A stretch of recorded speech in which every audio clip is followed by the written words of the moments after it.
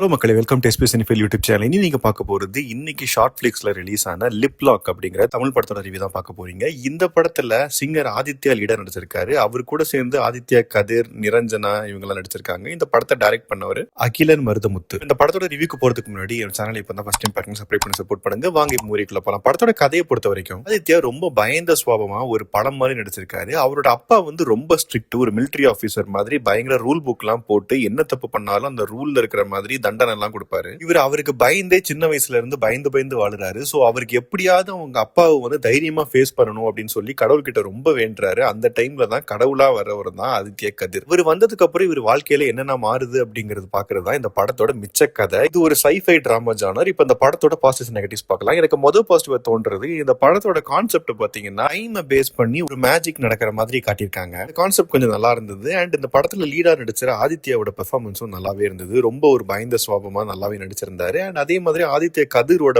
One line punch எல்லாமே நல்லா தான் இருந்தது. அடுத்த பாசிட்டிவ் தோன்றது, இந்த படத்துல வர டயலாக்ஸ், குறிப்பா அந்த கதிர் பேசுற டயலாக்ஸ் எல்லாம் நல்லா தான் இருந்தது. அதாவது பிரச்சனைன்னு வந்துச்சுன்னா நீங்க தான் சால்வ் பண்ணணும், கடவுள் எல்லா இடத்துக்கும் வரமாட்டாரு அப்படிங்கிற மாதிரி சில டயலாக்ஸ் எல்லாம் வரும். அதுவும் நல்லா இருந்தது. அண்ட் சிஜி ஒர்க்கும் இந்த படத்துக்கு இந்த பட்ஜெட்டுக்கு ஏத்த மாதிரி நல்லாவே பண்ணியிருந்தாங்க. இதெல்லாம் தான் இந்த படத்தோட பாசிட்டிவ்ஸ். இப்போ நெகட்டிவ்ஸ் பார்க்கலாம். எனக்கு முதல் நெகட்டிவா தோன்றது, என்னதான் இதுல வந்து பெர்ஃபார்மன்ஸோ இல்ல சிஜியோ ஓகேவா இருந்தா கூட ஸ்டோரி லைன் அப்படின்னு பாத்தீங்கன்னா பெருசா எதுவுமே இல்ல. பாக்கு பயந்த புள்ள வந்து எப்படி இருக்கான் அப்படிங்கிறது தான் ஒரு 50 நிமிஷமா எடுத்திருக்காங்க. சோ அதுல பெருசா இன்ட்ரெஸ்டிங்கான ஃபேக்டரா எதுவுமே இல்ல. கடைசியா ஒரு பாட்டி வந்து பேசுவாங்க. அந்த டயலாக் கொஞ்சம் எமோஷனலா இருக்கிற மாதிரி ட்ரை பண்ணிருக்காங்க. பட் ஆனா பெருசா நமக்கு கனெக்ட் ஆக மாட்டேங்குது. அதே மாதிரி இந்த ஹீரோயினும் வந்து பெருசா இந்த படத்துக்கு ஒட்டவே இல்லை அப்படிங்கிற மாதிரி தான் தெரியுது. இந்த படத்தோட பேருக்கு ஏத்த மாதிரியே லிப்லாக் சீன் ஒன்று இருக்குது. ஸோ ஃபேமிலியோட பார்க்கும்போது கொஞ்சம் காஷியஸா பாருங்க. மொத்தத்தில் இந்த படத்தை பத்தி சொல்லணும் அப்படின்னா ஒரு டிஃப்ரெண்டான கான்செப்ட் தான். ஆனா இன்னும் கொஞ்சம் இன்ட்ரெஸ்டிங்கா பிரசென்ட் பண்ணியிருந்தா இன்னுமே ஒரு நல்ல படம் அப்படிங்கிற மாதிரி நம்ம சொல்லியிருக்கலாம். என்னை பொறுத்த வரைக்கும் இது ரொம்பவே ஒரு ஆவரேஜான படம் தான். நீங்க பார்த்துட்டு உங்க ஒப்பீனியன் என்ன அப்படிங்கறத கமெண்ட் செக்ஷன்ல சொல்லுங்க. அடுத்த ரிவ்யூல சந்திக்கிறேன். Bye, take care.